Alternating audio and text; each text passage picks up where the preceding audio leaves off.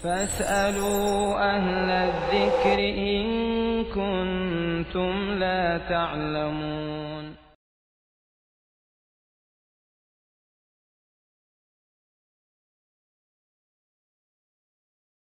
Assalamualaikum warahmatullahi wabarakatuh. Alhamdulillah wassalatu wassalamu ala Rasulillah wa ala alihi wa sahbihi wa man walah wa la hawla wa la quwwata illa billah. Rabbi shrah li sadri wa yassir li amri wahlul 'uqdatam min lisani yafqahu qawli. Amma ba'du, fa inna asdaqal hadithi kitabullah wa khairal hadi hadi Muhammadin sallallahu alaihi wasallam wa syarrul umuri muhdatsatuha fa inna kulla muhdatsatin bid'ah fa inna kulla bid'atin dhalalah wa kulla dhalalatin finnar. Amma ba'du, fa ya ma'asyarul muslimin wal muslimat rahimani wa rahimakumullah. Kaum muslimin dan kaum muslimat yang dirahmati oleh Allah Subhanahu wa taala, di awal perjumpaan pada malam yang berbahagia ini, kita senantiasa memuji Allah Subhanahu wa taala. Alhamdulillah, Allah telah mudahkan urusan kita dalam menunaikan ibadah-ibadah, baik salat maghrib yang baru saja kita kerjakan bersama, kemudian dilanjutkan dengan menuntut ilmu agama. Ini merupakan rangkaian-rangkaian ketaatan kepada Allah Subhanahu wa taala, yang itu semua tidak akan bisa berjalan dengan baik kecuali dengan taufik, inayah, pertolongan dari Allah Subhanahu wa taala. Kita tidak akan mampu mensyukuri semua nikmat Allah Subhanahu wa taala. Allah katakan, wa in ta'uddu ni'matallahi la tuhsuha. Apabila engkau menghitung-hitung nikmat Allah Subhanahu wa taala, niscaya tidak akan pernah bisa. Semoga kita semua menjadi hamba yang senantiasa bersyukur kepada Allah Subhanahu wa taala tatkala mendapatkan nikmat dari Allah Subhanahu wa taala, baik nikmat yang kecil apalagi yang besar. La in syakartum la azidannakum. Kata Allah Subhanahu wa taala, apabila engkau pandai bersyukur kepada Allah Subhanahu wa taala atas nikmat Allah Subhanahu wa taala yang telah engkau dapat, sungguh Allah akan menambahnya. Tak lupa salawat dan salam senantiasa tercurahkan kepada Nabi kita Muhammad sallallahu alaihi wasallam, dan semoga tersambung salawat dan salam kepada istri-istri beliau, kepada anak-anak beliau, dan kepada sahabat-sahabat beliau, kepada umatnya yang senantiasa berpegang teguh kepada ajaran beliau hingga hari akhir kelak. Ikhwani fillah wa akhwati fid din rahimani wa rahimakumullah. Kesabaran merupakan kunci keberhasilan seseorang, dan rasa yakin atas ganjaran dari Allah Subhanahu wa taala. Dua hal penting, yaitu as-sabru wal yakin tunalu al-imamatu fid din. Kata Ibnu Taimiyah rahimahullahu taala, beliau mengatakan, dan ini ana sering katakan, sering ana ulang-ulang, dengan sabar dan yakin kepada Allah, seseorang dapat meraih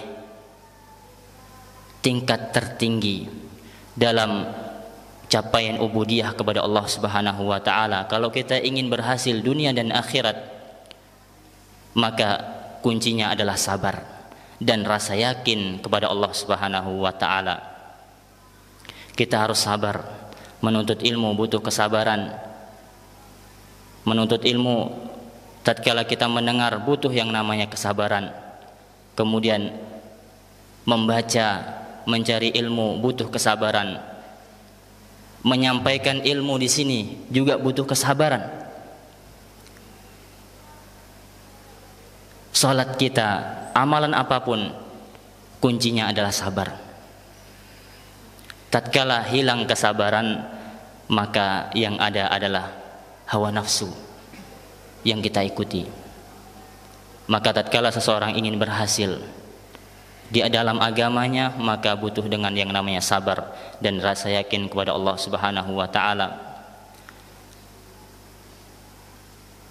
Sebagai contoh, Nabiullah Yusuf, beliau sungguh mendapat banyak ujian dan beliau berhasil menghadapi ujian tersebut dengan kesabaran. Terbukti beliau menjadi menteri, ya, Perdana Menteri Mesir tatkala itu. Setelah mendapat ujian yang begitu banyak dari Allah Subhanahu wa taala, beliau diuji dengan saudara-saudara beliau yang hasad kepada beliau. Lihat, antum jangan bayangkan bahwa saudara itu tidak akan hasad kepada antum. Di sini Allah katakan mereka hasad kepada Nabi Yusuf. Kata mereka, kata saudara-saudara Yusuf, ayah mereka lebih sayang kepada Yusuf. Maka mereka menganiaya, berniat, bahkan sudah bertekad untuk mencelakakan Nabiullah Yusuf alaihissalam, sampai beliau terbuang di sumur lah, di penjara lah. Beliau sabar. Kemudian sampai puncak kesabaran beliau membuahkan hasil, sehingga beliau mendapat amanah jabatan yang tinggi tatkala itu, menjadi Perdana Menteri Negeri Mesir. Kemudian sebagai contoh lain, Ibunda Ummul Mukminin Aisyah radhiyallahu taala anha, beliau menjadi satu-satunya wanita terfaqih yang paling faham kepada agama Islam ini. Kenapa beliau? Sedangkan ummahatul mukminin itu banyak, ikhwan wal akhwat. Istri Nabi kalau tidak kurang lebih, kalau tidak salah 11, belum budak beliau. Tapi kenapa Aisyah yang paling faqih, paham terhadap agama, perempuan yang paling banyak meriwayatkan hadis Rasulullah SAW, itu semua karena kesabaran beliau. Begitu juga Abu Hurairah, kita katakan, sering kita bahas bahwasanya beliau itu bagi malamnya menjadi 3. Salah satu yang beliau khususkan waktunya di malam hari, yaitu memurajaah hadis beliau. Makanya wajar beliau satu-satunya sahabat Rasulullah SAW yang paling banyak meriwayatkan hadis dari Nabi SAW. Itu semua karena sabar mereka kepada Allah Subhanahu wa taala, yakin atas balasan dan janji Allah Subhanahu wa taala. Barang siapa yang beramal soleh, maka akan mendapatkan kebahagiaan. Sebagaimana firman Allah, man amila salihan min dzakarin aw untha wa huwa mu'min falanuhyiyannahu hayatan thayyibah wa lanajziyannahum bi ahsani ma kanu ya'malun. Ini janji Allah Subhanahu wa taala, ikhwan wal akhwat. Kebahagiaan itu tidak diraih dengan banyaknya harta. Qarun banyak harta, celaka, dilaknat oleh Allah, ditenggelamkan dia bersama hartanya. Sebagian orang menganggap bahagia itu dengan apa? Mencari jabatan setinggi-tingginya. Kurang tinggi apa derajat jabatannya Fir'aun? Apapun yang ia inginkan dapat tercapai. Akan tetapi terakhir dia ditenggelamkan oleh Allah Subhanahu wa taala di Laut Merah. Sebagian orang ingin bahagia dengan cara mencari makanan yang lezat, yang enak. Walladzina kafaru wa yatamatta'una wa ya'kuluna kama ya'kulul an'am kama ta'kulul an'am wan naru mathwal lahum, kata Allah Subhanahu wa taala. Lihat orang-orang kafir itu, mereka bersenang-senang, mereka berhura-hura, bersenang-senang dengan makanan yang mereka makan. Sesungguhnya binatang mereka makan sebagaimana binatang ternak makan, dan wan naru mathwal lahum, dan kelak nerakalah tempat kembali mereka. Jadi tidak itu. Tatkala seseorang ingin mencari kebahagiaan dengan cara mengumpulkan harta sebanyak-banyaknya, mencari jabatan yang paling tertinggi, atau ingin healing bahasa sekarang, tidak itu. Kebahagiaan hati itu tidak karena itu semuanya. Itu mungkin salah satu faktor, tapi yang paling penting sumber kebahagiaan kita adalah sebagaimana Allah firmankan, man amila salihan min dzakarin aw untha, barang siapa yang beramal soleh dari laki-laki maupun perempuan, wa huwa mu'min, dan dia beriman kepada Allah Subhanahu wa taala. Ini syaratnya, syarat kebahagiaan kata Allah, amal soleh dan dibarengi dengan iman yang sahih karena Allah Subhanahu wa taala. Apa janji Allah setelah itu? Falanuhyiyannahu hayatan thayyibah, maka Allah akan berikan dia hayatan thayyibah. Apa itu haya? Kehidupan thayyib. Apa thayyib? Yang bagus. Kata para ulama, kehidupan di dunia maupun di akhirat Allah akan mudahkan tatkala dia beriman dan beramal soleh. Ini diantara muqaddimah kita supaya kita tatkala ingin bahagia tidak salah langkah. Bahagia yang hakiki adalah di dalam hati tatkala kita bisa beramal soleh, bisa beribadah, mengumpulkan amal soleh, ketakwaan kepada Allah Subhanahu wa taala dibarengi dengan iman kepada Allah Subhanahu wa taala. Wala najziyannahum bi ahsani ma kanu ya'malun. Sungguh Allah akan membalas dengan balasan atas apa yang mereka lakukan. Allah akan balas dengan sebaik-baik balasan di dunia maupun di akhirat atas apa yang telah mereka lakukan, kata Allah Subhanahu wa taala. Kemudian di antara kiat agar kita bahagia itu zikrullah, mengingat Allah Subhanahu wa taala. Ala bi dzikrillahi tatmainnul qulub. Bukankah dengan mengingat Allah hati kalian menjadi tenang? Sebaliknya, semakin jauh kita dari mengingat Allah, semakin jauh kita dari mentauhidkan Allah, semakin jauh kita dari beribadah kepada Allah, semakin jauh kita dari ketaatan kepada Allah, maka hati kita akan semakin jauh lagi dari ketenangan. Antum galau, antum gelisah, antum sedih, ingat Allah. Dekati Allah dengan cara beribadah kepada Allah Subhanahu wa taala. Lakukan ketaatan-ketaatan, lakukan amal-amal soleh. Maka insya Allah hati antum menjadi tenang. Sebaliknya, wa man a'rada an dzikri fa inna lahu ma'isyatan dhanka. Barang siapa yang berpaling dari mengingatku, dari ibadah kepadaku, yang berpaling dari mentauhidkanku, mengesahkanku, fa inna lahu ma'isyatan dhanka, maka baginya ma'isyatan dhanka, kehidupan yang sempit, yang susah.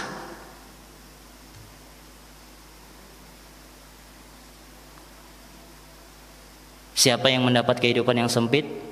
Orang yang jauh dari mengingat Allah Subhanahu wa ta'ala.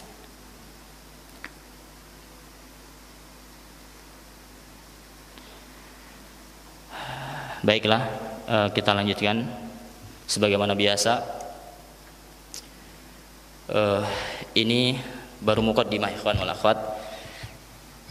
Sebelumnya sedikit info tentang adanya revisi jadwal, ya. Seharusnya adalah jadwal Ustadz Isman sebagaimana jadwal sudah tersebar. Berhubung beliau ada urusan yang tidak bisa ditinggalkan, yaitu kedatangan utusan dari Lajnah Daimah Kuwait untuk pembangunan Al-Afaf, maka beliau tidak bisa untuk meninggalkan hal itu. Maka di sini beliau minta tolong kepada ana untuk menggantikan posisi beliau agar kajiannya tidak kosong, ya. Baiklah, ikhwan wal akhwat rahimani wa rahimakumullah. Kita lanjutkan pembahasan hadis arba'in kita. Kita sudah sampai kepada hadis al-khamis, hadis yang kelima. Bismillah. Hadisnya dari Ummul Mukminin Ummu Abdillah Ummul Mukminin an Ummil Mukminin Ummu Abdillah Aisyah radhiyallahu anha qalat qala Rasulullah sallallahu alaihi wasallam man ahdatsa fi amrina hadza ma laysa minhu fahuwa raddun rawahul Bukhari wa Muslim wa fi riwayati li Muslimin wa fi riwayatin lil Muslim wa fi riwayatin li Muslimin man amila amalan laysa alaihi amruna fahuwa raddun. Hadisnya dari Ummul Mukminin Ummu Abdillah Aisyah radhiyallahu taala anha, beliau berkata, qala Rasulullah sallallahu alaihi wasallam, telah bersabda Rasul utusan Allah Subhanahu wa taala, beliau bersabda, barang siapa ahdasa, mengadakan sesuatu yang baru yang tidak ada sebelumnya, fi amrina, pada urusan kami, ma laisa minhu fahuwa raddun, maka amalan tersebut tertolak. Barang siapa yang mengada-ngadakan perkara yang baru pada urusan kami yang tidak ada sebelumnya, maka dia tertolak. Hadis riwayat Bukhari Muslim. Kemudian di dalam riwayat Muslim, di dalam riwayat Imam Muslim, redaksinya berbeda tapi semakna. Barang siapa yang beramal dengan suatu amalan laisa alaihi amruna fahuwa raddun, yang tidak ada pada urusan kami, maka tertolak. Kita akan jelaskan secara detail perkata insyaallah taala. Yang pertama, an Ummil Mukminin, dari Ummil Mukminin. Siapa Ummul Mukminin di sini? Ibundanya al-um itu apa? Ibu. Ibunya kaum muslimin. Ini adalah kunyah yang pertama dari kunyahnya Aisyah radhiyallahu taala anha. Kenapa? Karena beliau adalah salah satu dari istrinya Rasulullah sallallahu alaihi wasallam. Kenapa para istri Nabi itu disebut ummahatul mukminin, ibundanya para kaum muslimin atau kaum mukminin? Karena Allah yang mengatakan di dalam surat Al-Ahzab, Allah Subhanahu wa taala berfirman, surat Al-Ahzab ayat 6. Allah Subhanahu wa taala berfirman, wa azwajuhu ummahatuhum. Wa azwajuhu, azwaj jamak dari zaujah atau zaujun, ya. Dan istri-istrinya Nabi sallallahu alaihi wasallam adalah ummahatuhum, ibundanya kaum muslimin. Ini Allah yang mengatakan.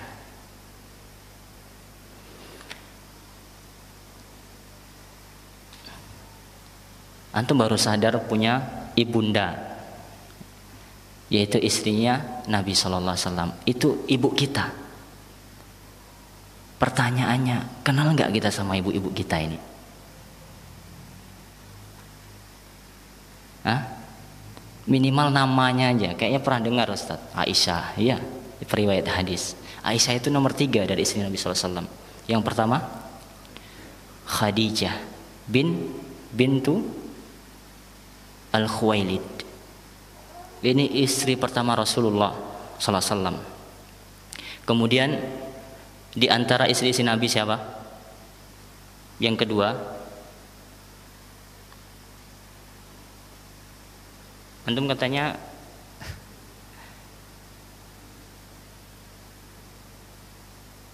seorang kan harus tahu dengan ibunya, ya tidak? Inilah kadang kita, ikhwan wal akhwat.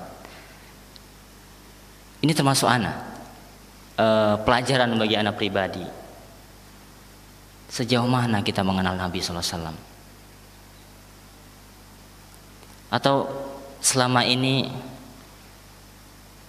cinta kita ini bertepuk sebelah tangan, ya kan? Yang ngakunya cinta Nabi, tapi pada kenyataannya kadang ibunda kita, yaitu istri-istri Nabi kita, masih kadang lupa. Ya, yang pertama Khadijah bin Khuwailid, yang kedua adalah Saudah bintu Zam'ah, Ahsan. Kemudian baru Aisyah radhiyallahu taala anha. Kemudian setelah Aisyah bintu man? Bintu siapa? Iya, anak dari Abu Bakar. Kemudian setelah itu siapa? Yang keempat, kalau tidak salah tahun ketiga beliau menikah dengan yang keempat ini. Berkaitan dengan Aisyah, beliau menikahi Aisyah pada usia 6 tahun. Akan tetapi bersama dalam satu rumah pada usia 9 tahun. Ini dijadikan bahan oleh orang zaman sekarang. Anak katakan zaman sekarang, katanya aneh menikahi anak usia 6 tahun, 9 tahun. Antum tahu permusuhan orang musyrik zaman dahulu kepada Nabi? Nabi itu digelari majnun, sahir, orang gila, orang sihir. Semua sematan-sematan jelek itu disematkan kepada Nabi SAW demi untuk apa? Menghalangi orang dari jalan Allah dan Rasulnya. Segala upaya udah diusahakan oleh kaum musyrikin untuk membendung dakwah Nabi SAW. Akan tetapi lihat antum, kaum musyrikin dahulu tidak ada mengejek Nabi dengan masalah istri pernikahan beliau yang muda dengan Aisyah. Antum jangan samakan sudut pandang nikah umur segitu dengan menikahin umur anak yang juga umur segitu pada zaman sekarang. Antum nggak bisa samakan. Itu yang pertama. Kemudian dan itu tidak ada orang musyrik itu menjadi permasalahan tatkala itu. Artinya apa? Pada zaman dahulu itu tidak masalah. Baik secara adat ataupun agama.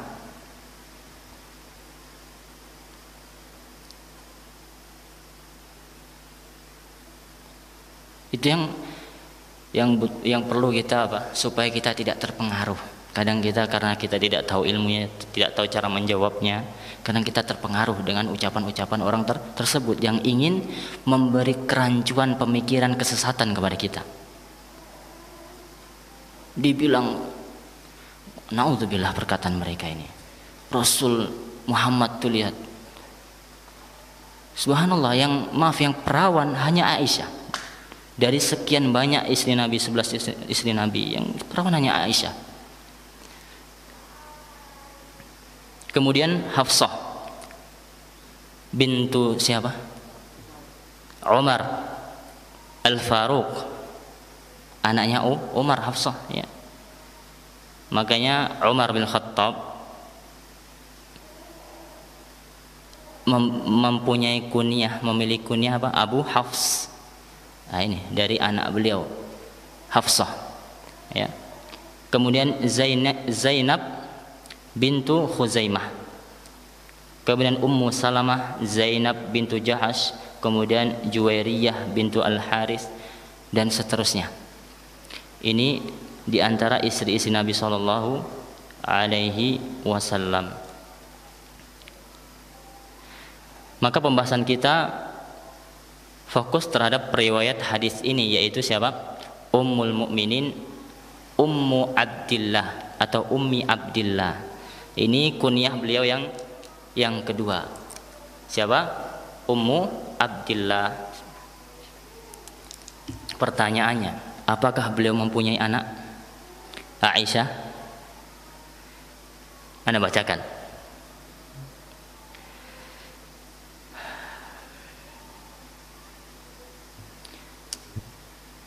Annahu zakara ba'du ahli ilmi annahu wulida laha waladun saqata lam ya'ish. Dikatakan, kata para sebagian ulama mengatakan bahwasannya beliau itu pernah mengandung, melahirkan, tapi tidak sempat hidup anaknya.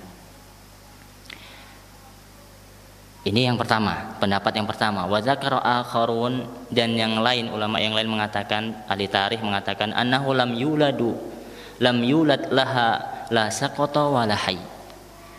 Perkataan lain yang kedua, pada dasarnya Aisyah tidak memiliki anak.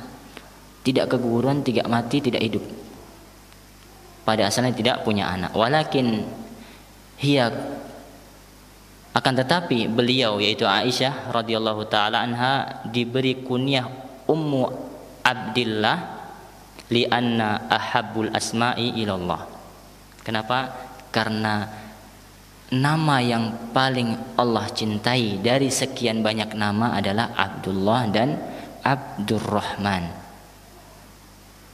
Maka beliau diberi kunyah siapa? Ummu Abdillah.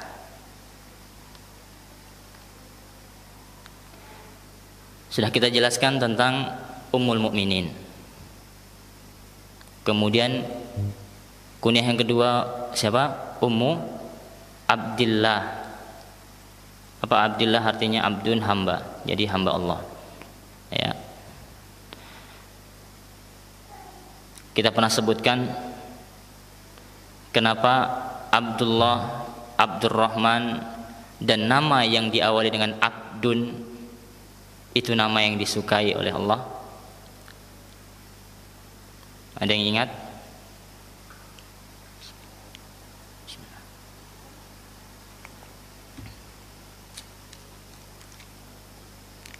Sudah pernah dibahas di sini. Karena nama tersebut mengandung unsur apa? Penghambaan diri. Penghambaan diri kepada Allah Subhanahu wa taala. Abdun artinya hamba. Abdullah, hamba Allah.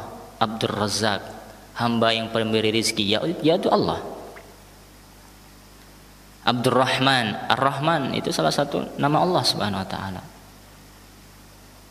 Maka nama-nama yang diawali dengan Abdu itu nama yang menunjukkan penghambaan diri kepada Allah Subhanahu wa taala. Wallahu taala a'lam. Ikhwani fillah wa akhwati fiddin, rahimani wa rahimakumullah. Berikutnya yaitu nama asli beliau siapa? Aisyah. Aisyah radhiyallahu taala anha. Hada ismu Ummil Mukminin wa hiya ibnatu Abi Bakrin As-Siddiq radhiyallahu anhu. Inilah nama asli beliau, yaitu Aisyah radhiyallahu taala anha. Beliau adalah anak perempuannya Abu Bakar As-Siddiq, sahabat yang mulia, sahabat yang menemani Rasul kita sallallahu alaihi wasallam hijrah ke Madinah. Beliau nikah dengan Nabi sallallahu alaihi wasallam, kita katakan tadi walaha sittu sinin.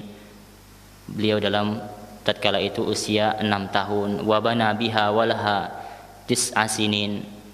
Kemudian berumah-rumah atau serumah dengan Nabi tatkala beliau berusia sinin, yaitu 9 tahun.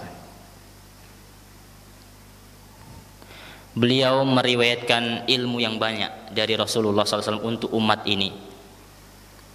Ya, ilmu beliau sangat luas. Satu-satunya perempuan yang memiliki ilmu yang sangat luas, memiliki pemahaman ilmu agama yang sangat banyak.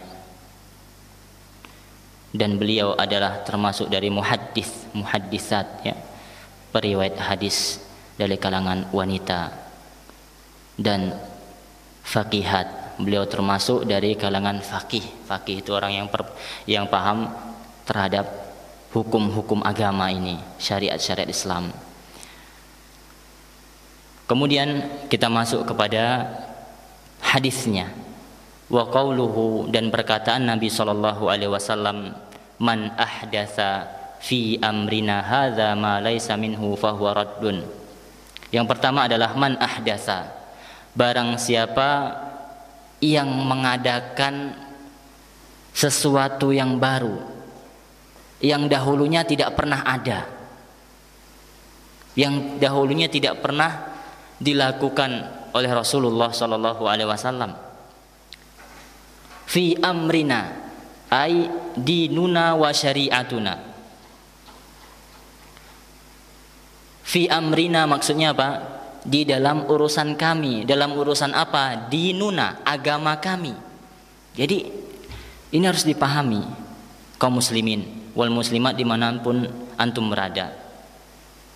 Yang dimaksud yang diada-adakan di sini sudah jelas, fi dinina, yaitu di dalam agama kami, urusan agama. Wa syari'atuna, di dalam syariat kami, syariat Allah dan Rasulnya.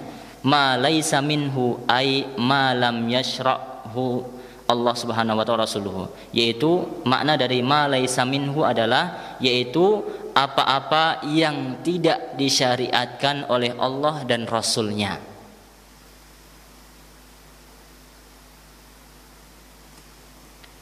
Apa-apa yang tidak disyariatkan oleh Allah dan Rasulnya, fahuwa raddun, maka tertolak. Fahuwa radd, ya, fahuwa dan dia, raddun, apa artinya raddun? Mardudun, yaitu tertolak. Amalan tersebut tertolak, batal. Hatta wa in sadara an ikhlasin, walaupun orang yang melakukannya ikhlas karena Allah subhanahu wa ta'ala. Walaupun orang yang melakukan amalan ini yang tidak dicontohkan oleh Nabi kita Muhammad SAW, dia ikhlas, luar biasa ikhlas, tidak inginkan pujian sanjungan dari orang, tidak, tapi amalannya tidak sesuai dengan yang dicontohkan oleh Rasulullah SAW, maka tertolak. Ma'asyarul muslimin wal muslimat rahimani wa rahimakumullah. Kita sudah jelaskan makna perkata dari sabda Rasulullah SAW, man ahdatsa fi amrina hadza ma laisa minhu fahuwa radd. Maka kita bacakan beberapa faedah hadis. Yang pertama, faedah yang didapat dari Syekh Al-Allamah Abdul Muhsin Al-Badr hafizahullahu ta'ala, ayah dari Syekh Abdul Razak hafizahumullahu ta'ala. Beliau mengatakan tatkala mensyarah hadis yang keberapa ikhwan? Hadis arba'in yang ke-5. Tentang apa?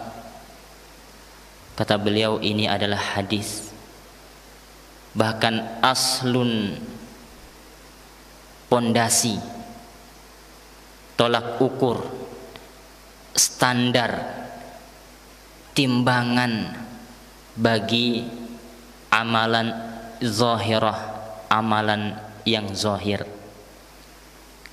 bahwasannya setiap amalan yang dikerjakan seseorang yang tidak sesuai dengan syariat Islam, tidak pernah dicontohkan oleh Nabi kita Muhammad sallallahu alaihi wasallam, maka tertolak. Hadis yang kelima ini menjadi timbangan untuk amalan zahir. Antum pahami ini, ya. Ini yang pertama. Karena kita ketahui bersama ikhwanul akhwat, di antara syarat diterimanya amal soleh seseorang itu ada minimal 2, ada yang mengatakan 3. Yang mengatakan 3, yang pertama adalah al-imanu billah, iman kepada Allah subhanahu wa ta'ala. Kemudian ikhlas, Ada yang mengatakan 2, ikhlas dan mutaba'ah. Ada yang mengatakan 3. Yang pertama yaitu al-iman, dan ini sudah maklum kita ketahui. Wa may yabtaghi ghairal islami dinan fala yuqbala minhu wa huwa fil akhirati minal khasirin. Barang siapa yang tidak beragama Islam, maka dia tertolak. Di akhirat dia termasuk orang-orang yang merugi. Sebanyak apapun amal-amal mereka, kalau tidak beriman kepada Allah dan Rasulnya, maka sia-sialah. Walaupun miliaran uang yang digelontorkan untuk bangun masjid, misalkan untuk bangun pondok, bangun jalan, fasilitas umum, kalau dia tidak beriman, la syai' alaih, tidak ada kebaikan sama sekali. Karena kebaikan yang banyak itu tidak bisa menutupi keburukan yang paling buruk pada dia, yaitu kekufuran, ingkar kepada Allah dan Rasulnya. Maka tatkala ingin amalan yang banyak itu menjadi amal saleh, maka masuk Islam, beriman kepada Allah dan Rasulnya. Kemudian kita ketahui yaitu al-ikhlas dan mutaba'ah. Oke, kita katakan 2 saja biar mudah, yaitu ikhlas dan mutaba'ah, mengikuti Nabi SAW. Mutaba'ah artinya apa? Sesuai syariat, mengikuti sunnah Nabi SAW sesuai yang dicontohkan oleh Nabi kita Muhammad SAW. Jadi ini yang kedua, hadis ini menunjukkan syarat amal yang kedua, yaitu berkaitan dengan amalan zahir yang nampak. Adapun timbangan bagi amal batin yang mana? Yang hadis, dan hadis ini sudah kita pelajari, yaitu hadis yang pertama, innamal a'malu binniyat. Ini berkaitan dengan ikhlas, beribadah ikhlas kepada Allah Subhanahu wa ta'ala. Kata beliau innamal a'malu binniyat, kata Syekh Al-Abbad, beliau mengatakan Abdul Muhsin Abbad, innamal a'malu binniyat itu hadis innamal a'malu binniyat aslun fil a'mali al-batinah, merupakan asal dari amal-amal batin, amal-amal hati, ya, yaitu ikhlas. Sesuatu amalan diamalkan ikhlas karena Allah Subhanahu wa ta'ala dengan tujuan at-taqarrub ilallah, mendekatkan diri kepada Allah Subhanahu wa ta'ala. Ikhlas, tidak mengharapkan pujian dari siapa-siapa, yang diharapkan hanya Allah Subhanahu wa ta'ala semata. Ini faedah hadis yang pertama.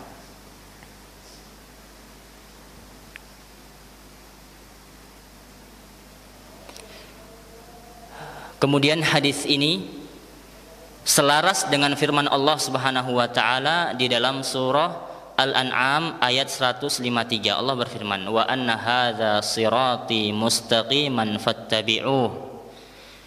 Katakanlah wahai Muhammad, ini adalah jalanku yang mustaqim, yang lurus, maka ikutilah. Kita diperintahkan oleh Allah Subhanahu wa taala untuk mengikuti siapa? Mengikuti siapa ya ikhwan wal akhwat? Mengikuti Nabi yang Allah sudah katakan ini adalah jalan yang lurus. Maka sekali lagi Allah katakan fattabi'u, wajib kita untuk mengikuti jalan yang lurus tersebut, yaitu jalannya Rasulullah SAW. Di dalam firman Allah yang lain Allah katakan, "Qul in kuntum tuhibbunallaha fattabi'uni."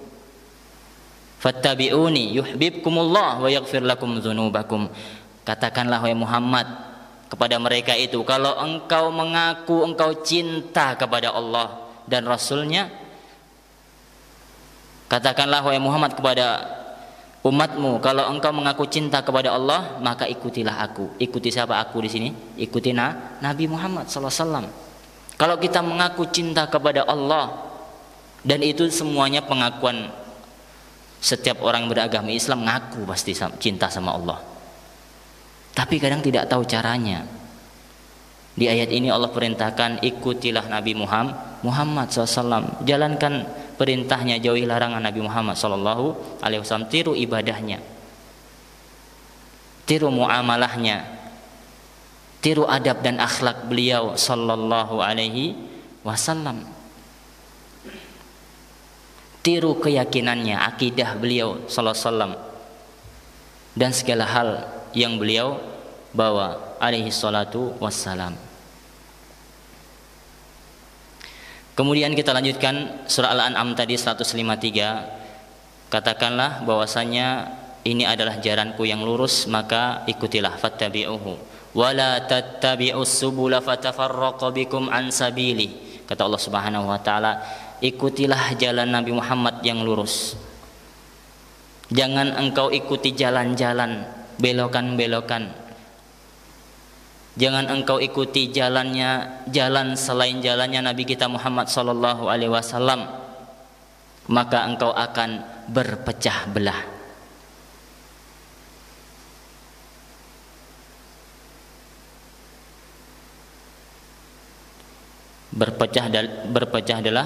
Berpecah belah dari jalan Allah Subhanahu wa taala.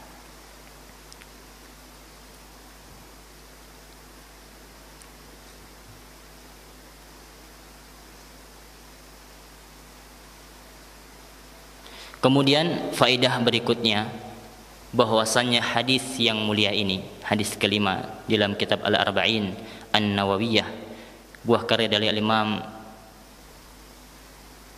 An-Nawawi rahimahullahu rahmatan wasi'ah, adalah hadis ini menunjukkan haramnya, terlarangnya seseorang itu mengada-adakan di dalam agama ini yang tidak ada sebelumnya. Larangan berbuat bid'ah fiddin, larangan berbuat bid'ah di dalam agama, mengadakan sesuatu yang tidak ada sebelumnya. Bayangkan kalau sekarang orang bebas berinovasi tentang agama ini akan rusak. Makanya ini hadis menjadi asal, menjadi pegangan Islam. Jauh-jauh hari Nabi mengatakan tidak ada yang boleh membuat perkara baru di dalam agama, sekecil apapun, baik mengurangi atau menambah. Tidak boleh. Agama ini sudah sempurna. Kenapa antum tambah-tambah lagi? Seandainya yang sudah diperintahkan jelas, yang diperintahkan oleh Allah dan Rasul yang kau jalankan itu belum mampu kita melakukan semua, ini malah mengada-ngadakan, membuat-buat lagi, seolah-olah agama ini kurang sempurna seolah-olah. Maka jelas hadis ini tahrim ihdatsus syai' fi dinillah. Haramnya seseorang itu menambah sesuatu yang baru di dalam agama Islam ini. Walau an husni qasdin, walaupun dengan niat baik. Ustaz, niatnya kan baik Ustaz, supaya ini supaya itu. Walaupun dengan niat yang baik.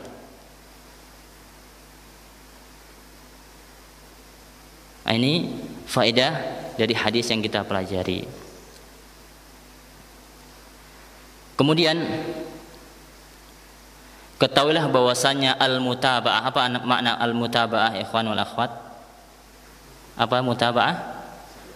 Mengikuti syariat, ya. Mengikuti syariat. Sesungguhnya mengikuti syariat tidak akan bisa tercapai, tidak akan benar-benar dikatakan mutaba'ah kecuali apabila amalan tersebut memenuhi 6 syarat. Ana ulang, ini berbicara tentang al-mutaba'ah, ya. Mengikuti syariat. Tatkala kita beramal, kita dituntut untuk mengikuti syariat, bukan dituntut, sudah memang keharusan. Ya. Al-mutaba'ah tidak akan dikatakan mutaba'ah yang benar kecuali apabila amalan tersebut memenuhi 6 syarat. Yang pertama, hendaklah amalan tersebut sesuai sebab, ya. Kemudian jenisnya sama dengan apa yang disyariatkan oleh Nabi SAW. Kemudian waqadruhu, takarannya kita akan jabarkan satu-satu. Kemudian yang keempat, wa kaifiyatuhu, dan tata caranya. wa zamanuhu dan waktunya, wa makanuhu dan tempatnya. Yang pertama,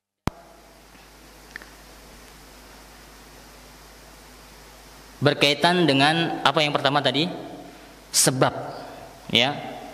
Hendaklah amalan tersebut sesuai dengan syariat perihal sebabnya.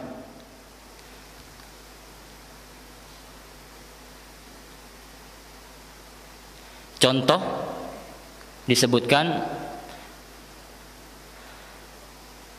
bagaimana kalau seseorang itu membuat-buat, kalau saya masuk rumah saya akan sholat 2 rakaat. Ini sebabnya tidak ada pada syariat Islam. Yang ada sebab orang sholat 2 rakaat tatkala itu masuk masjid. Dan Nabi tidak pernah mengatakan sholat 2 rakaat tatkala orang itu masuk rumah. Maka sebab dia sholat 2 rakaat itu tidak ada dalam syariat. Kemudian dia munculkan sebab yang baru sehingga dia melakukan sholat 2 rakaat, yaitu tatkala masuk rumah. Nah, ini antum nanti bisa setelah mempelajari 6 poin ini antum bisa terka-terka. Coba amalan-amalan yang saat ini diada-adakan di mana kenanya? Ataukah di sebab? Ataukah poin yang kedua yaitu apa? Jenisnya.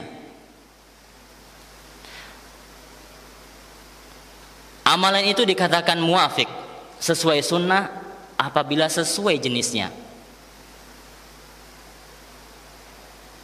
Contoh, ini jenis yang pertama sebab. Contohnya apa tadi? Salat tatkala dia masuk rumah. Ya, ini sebab yang baru, tidak ada sebelumnya. Kemudian jenis, contoh jenis adalah tatkala seseorang itu tatkala hari raya Idul Adha, Bapak Ibu, dia ingin berkurban. Dia bawa apa? Hisan. Apa hisan? Kuda. Wah, lebih mahal ini, lebih afdol. Saya bawa jenis yang baru. Apakah diterima? Karena jenis hewan yang boleh dijadikan hewan kurban untuk Idul Adha sudah dicantumkan dalam Al-Quran, yaitu bahimatul an'am, binatang ternak, ibilun wa baqarun wa ghanam wa ma asbaha dzalik. Yang boleh apa? Unta, sapi, atau kambing. Kalau dia membawa seekor kuda misalkan untuk dijadikan sebagai hewan kurban tatkala Idul Adha, maka mardud, amalannya tertolak sebagaimana hadis yang kita bahas pada kesempatan kali ini. Fahuwa mardud, amalannya tersebut tertolak. Jelas ikhwan, ini yang jenisnya. Kemudian yang ketiga apa? An yakunal amal muwafiqan lisyari'ati fil qadri. Ya, hendaknya amalan yang dilakukan itu sesuai kadarnya atau takarannya, ya. Contoh pada poin yang ketiga ini yaitu takarannya. Sebagai contoh adalah tatkala seseorang itu wudu membasuh muka, contohnya disunahkan berapa? 3 kali. Ini dia 4 kali dia basuh mukanya, padahal sudah sempurna. Kecuali belum sempurna keempat sebagai penyempurna, nggak ada masalah. Tapi ini sudah sempurna, dia tambah lagi 1 biar afdol kata dia. Maka di sini yang keempat itu tidak akan diterima oleh Allah Subhanahu wa ta'ala, karena sudah ketetapan maksimal wudu itu apa? 3 kali. Yang sekali yang pertama itu wajib hukumnya, yang kedua, yang ketiga bernilai sunnah. Bahkan yang keempat itu bisa jadi dosa kita, termasuk dalam israf. Mubadzir. Isbaghul wudu yang sempurna itu bukan yang semakin banyak air, semakin basah anggota tubuh wudu kita semakin afdal, tidak. Yang dikatakan isbaghul wudu yang sempurna itu adalah apa? Yang merata, terkena semuanya. Ya. Bahkan di dalam hadis dilarang kita israf. Walaupun kita wudu di sungai atau di danau, bahkan di laut. Kita tidak boleh berlebihan. Ini berkaitan dengan apa? Al-qadar, yaitu apa tadi? Takaran ya. Takarannya. Tidak sesuai takarannya, tidak sesuai syariat, takaran ibadah kita, maka tertolak. Kemudian yang keempat, an yakunal amalu muwafiqan lisyariati fil kaifiyah. Hendaknya amalan yang kita lakukan itu sesuai kaifiatnya. Apa itu kaifiyat? Tata caranya, ya. Ibadah yang diperintahkan kepada kita itu sudah ada tata caranya, sebagaimana contoh sholat. Itu Nabi sudah memberikan contoh yang jelas bagaimana seseorang itu hendaknya melakukan sholat.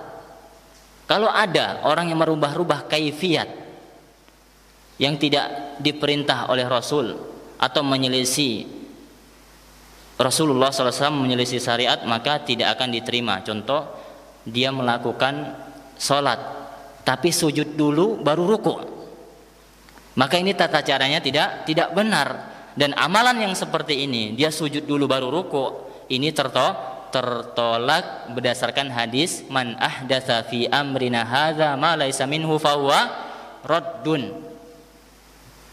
Maka mardud ay mardud, raddun ay mardud, tertolak.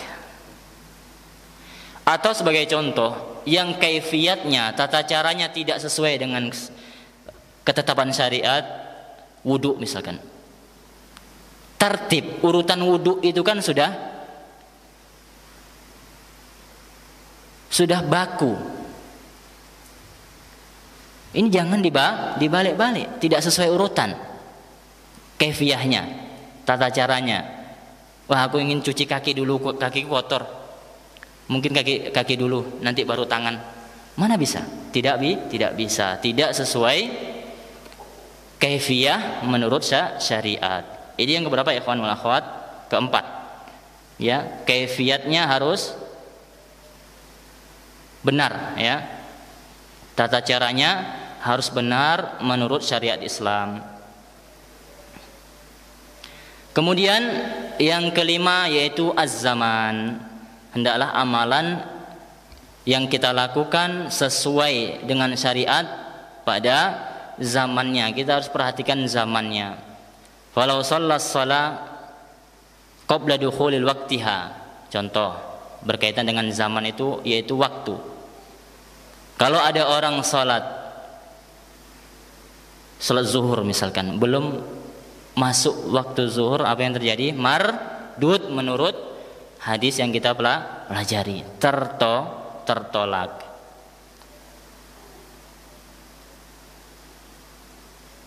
Karena inna sholata 'alal mu'minina kitaban mauquta.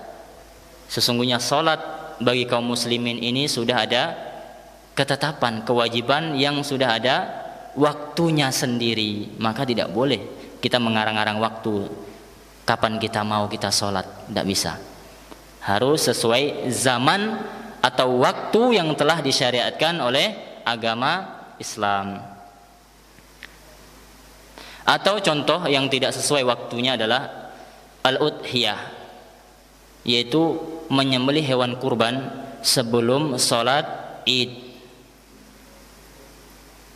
Maka tidak bernilai, hanya bernilai sebagai sedekah. Ya, ibadah kurbannya tidak sah.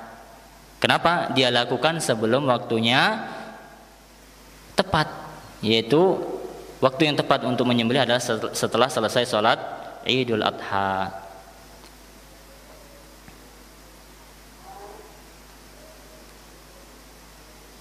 Kemudian yang terakhir, tolak ukur. Yang terakhir dikatakan ibadah kita itu muwafiq, sesuai sunnah, adalah tempatnya itu sesuai. Al-makan artinya apa? Tempat. An yakuna, hendaklah seseorang, contoh, sebagai contoh untuk masalah tempat ini adalah iktikaf. Dia niat iktikaf, ikhlas karena Allah Subhanahu wa taala. Tapi dia iktikafnya di mana? Di sekolahan misalkan. Atau di warung. Dia niat ikhlas karena Allah, saya iktikaf ini. Tapi tempatnya tidak sesuai. Yang namanya iktikaf di mana, ikhwan? Di masjid. Nah, antum kiaskanlah.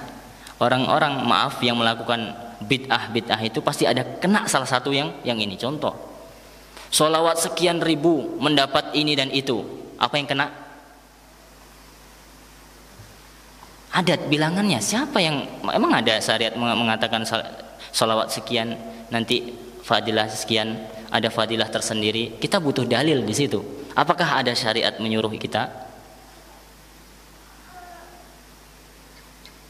Maka kiaskan kepada amalan-amalan yang dilakukan yang tidak sesuai sunnah atau bid'ah tersebut. Pasti ada berkaitan dengan 6 poin di sini. Kalau tidak sebab, jenis, apa lagi? Sebab, jenis, kaifiyah, apa lagi?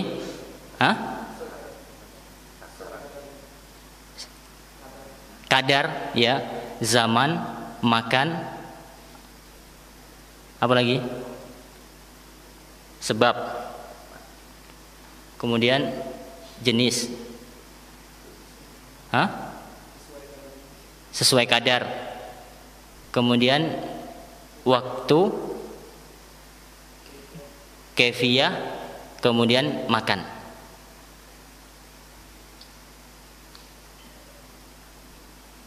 Harus sesuai dengan apa yang diperintahkan oleh syariat. Wallahu taala a'lam. Maka hadis yang riwayat Muslim, man amila amalan, barang siapa yang berbuat suatu amalan, baik ibadah, salat, apa ibadah lagi? Puasa, wudu dan seterusnya, atau muamalah.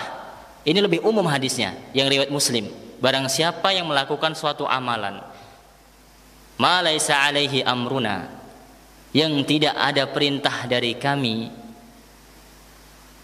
fahuwa raddun, maka muamalah yang tidak sesuai sunnah,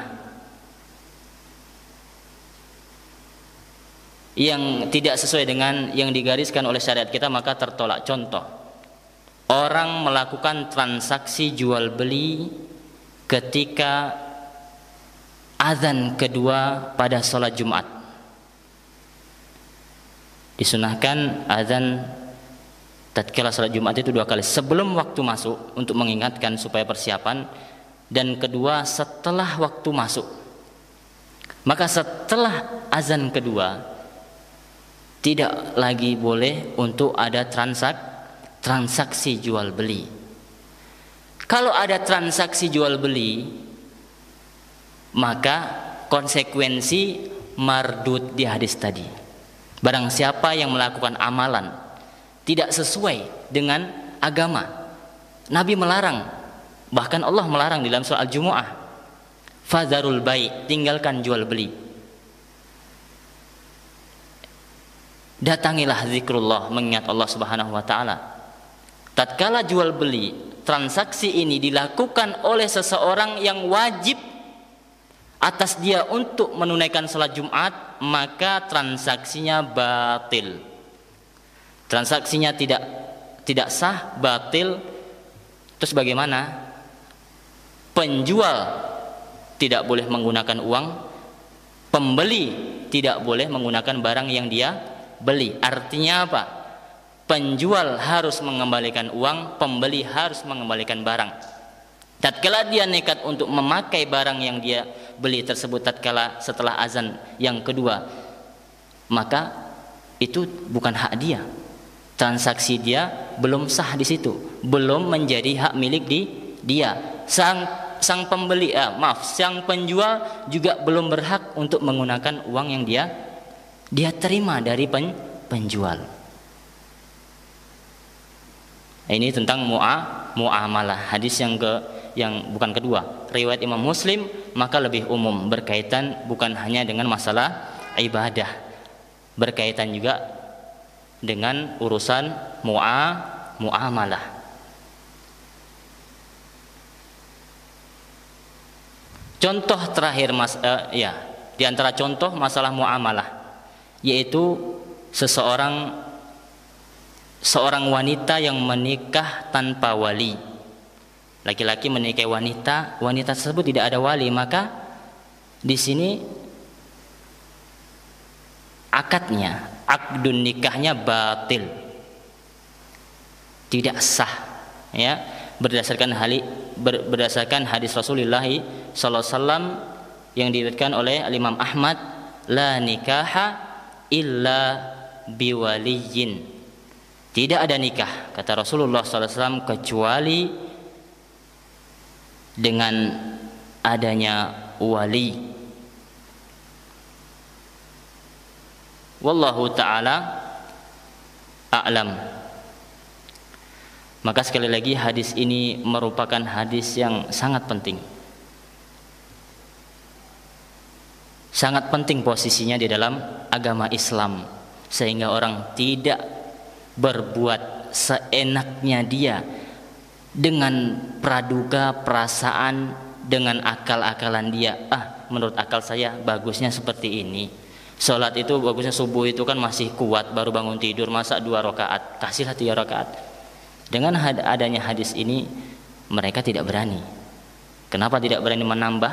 Ya karena Nabi sudah melarang hal ini jauh-jauh hari. Agama ini sudah sempurna. Wallahu ta'ala a'lam bis-shawab. Aqulu qouli hadza wa astaghfirullah li wa lakum wa lisairil muslimina min kulli dzamb. Maka pada akhirnya kita memohon kepada Allah Subhanahu wa taala, semoga Allah Subhanahu wa taala memberikan kita ilmu yang bermanfaat, ilmu yang banyak yang bisa diamalkan, dan amalan bisa diterima tatkala kita melakukan dengan ikhlas karena Allah Subhanahu wa taala. Maka sesuai tema kajian pada malam hari itu adalah sebab diterimanya amal adalah apa? Sesuai sunnah, ya, sesuai sunnah, sesuai syariat Islam, dan tentunya ikhlas karena Allah Subhanahu wa taala. Ikhlas dan al-mutabaah ini tidak bisa dipisahkan. Tatkala amal kita ingin diterima oleh Allah Subhanahu wa taala, maka harus ada 2 syarat ini. Engkau beribadah, salat engkau harus ikhlas, dan salat engkau harus sesuai sunnah Nabi sallallahu alaihi wasallam. Alhamdulillah, ana katakan ini nikmat besar bagi kita semua. Allah beri petunjuk bagi kita. Kita mempunyai timbangan, mempunyai ilmu tentang hal yang sepele ini, ikhwan. Bayangkan kalau kita tidak memiliki ilmu tentang ini, kita akan meraba-raba. Kita tidak punya timbangan. Tatkala ada orang yang mengatakan, yuk kita mengamalkan ini baik kok. Kita tidak punya ilmu ini, kita ikut-ikutan aja. Karena kita tidak punya timbangan, tidak punya standar. Maka nikmat di atas sunnah, nikmat di atas manhaj as-sahih ini luar biasa besar. Kita jadi tahu amalan itu bisa diterima dengan 2 syarat, ikhlaskan Allah dan mutaba'ah sesuai sunnah. Maka tatkala kita beramal, ini dikerjakan apa tidak oleh Nabi, kita kritis, kita bertanya.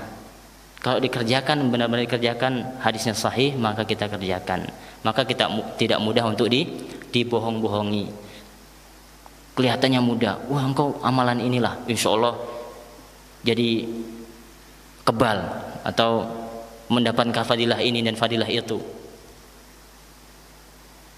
Maka kembali lagi kepada ada apa tidak syariatnya, disyariatkan apa tidak oleh Allah dan Rasulnya.